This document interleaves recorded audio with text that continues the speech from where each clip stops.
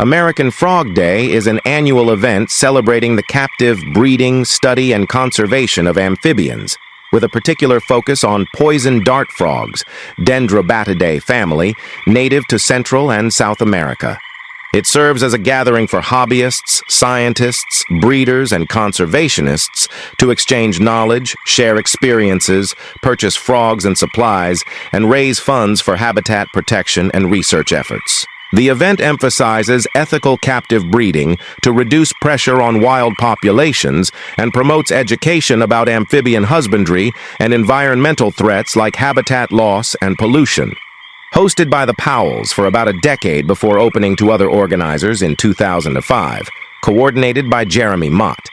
By 2010, it had grown to include scholarly presentations, sponsors, and vendors, evolving into a key platform for the amphibian community.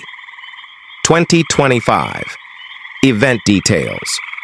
The observance date varies annually, but it's commonly noted as October 21st, 2025. However, the main annual convention and show, the 31st edition, is set for November 16, 2025, at the Fountain Valley Senior Center, 17967 Bushard St., Fountain Valley, CA 92708. This traveling event rotates hosts and locations across the U.S. each year. Activities: show and sale, 10 a.m., 4 p.m. Vendors sell frogs, vivarium supplies, plants, and related items. Auction: bidding on rare species and donations to support conservation. Fundraising: raffles, donations, and proceeds benefit amphibian protection projects. Community networking for hobbyists to discuss setups, challenges, and successes without weird looks. If you're interested in attending or hosting a local gathering, check the official site, AmericanFrogDay.com, or Facebook page for updates and tickets. It's a fun, frog-filled day that highlights why these tiny jumping amphibians are vital indicators of environmental health. Introduction to Poison Dart. Frog care poison dart frogs, family Dendrobatidae, are vibrant, small amphibians native to Central and South America, popular in the pet trade due to their striking colors and active behavior. Captive-bred specimens are non-toxic, as their poisons come from wild diets. Care varies by species, e.g., terrestrial like Phylobates versus arboreal like Ranitomea, so research your specific type. They thrive in bioactive vivariums mimicking their humid, forested habitats. Beginners should start with hardy species like Dendrobates auratus or tinctorius. Housing and enclosure: provide a front-opening glass terrarium for easy access. Minimum size is 10 gallons for one frog, but 20-plus gallons is better for pairs or groups to reduce aggression. Aim for 5 gallons per additional frog, with more vertical space for arboreal species and horizontal for terrestrial ones. A 24x18x18. Enclosure works for most small groups. Densely plant with live plants like bromeliads, ferns, and vines for climbing, hiding, and humidity. Include cork bark, leaf litter, and branches.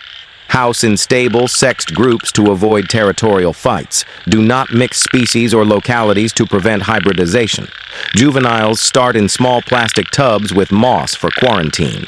Temperature and humidity. Maintain stable conditions to mimic tropical rainforests. Use a digital thermohygrometer for monitoring. Use heat mats or low-wattage undertank heaters if needed, but ambient room temp often suffices. Lighting low to moderate lighting supports plants without overheating.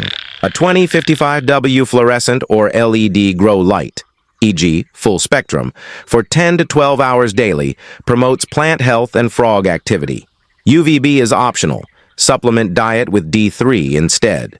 Avoid direct sun or incandescence. Substrate and bioactive. Set up bioactive enclosures are ideal for natural waste breakdown and humidity. Use a 3-4 drainage layer, e.g. hydroballs or leca, over a false bottom screen, topped with 2-3 of substrate like ABG mix, cocoa fiber or sphagnum moss blended with leaf litter. Add springtails and isopods, e.g. dwarf white or dairy cow, as custodians to control mold and pests. They also serve as snacks. Avoid pure organic substrates like plain coconut husk, which can harbor fungus gnats. Layer with abundant leaf litter, cacao or magnolia, for hiding and humidity. Feeding and nutrition. These insectivores need small, live prey dusted with supplements. Feed juveniles daily, adults 3-5x week. Life stage gut load insects 24 hours prior. Dust every feeding with calcium, no D3, vitamins, e.g., herptivite, 2.3x a week, and vitamin A monthly. Culture your own flies for freshness. Avoid cultures 30 days old. Minimize handling to avoid stress and skin irritation. These are display pets, not interactive ones. Use a soft net or moist hand for brief transfers. Wash hands before/after, as their skin is permeable. Breeding easier with communal species like Oratus or Leucomelus in spacious setups. Provide film canisters, bromeliads, or petri dishes for egg laying. Females deposit 5 to 20 eggs. Parents may guard or transport tadpoles to water. Increase vitamin A during breeding season. Separate aggressive pairs, e.g. tinctorious females. Not for beginners. Ranitomea require precise tadpole rearing. Common health issues watch for lethargy, weight loss, bloating, skin discoloration, or refusal to eat. Seek a reptile vet immediately, as amphibians decline fast. Causes include poor humidity, choking, drying, bacterial infections from dirty water, or parasites from wild-caught feeders. Prevent with clean setups and supplements. Red leg disease, swollen legs, signals bacterial issues. Other important tips: use dechlorinated water for misting, e.g. aged tap or conditioner. Quarantine new frogs 30 to 60 days. Source captive bred from reputable breeders. Clean by spot-removing waste. Full substrate changes every 1 to 2 years in bioactive setups. Legal note: check local regs. Some species are CITES protected. With proper setup, these frogs can live 5 to 15 plus years. Join communities like Dendroboard for species-specific advice.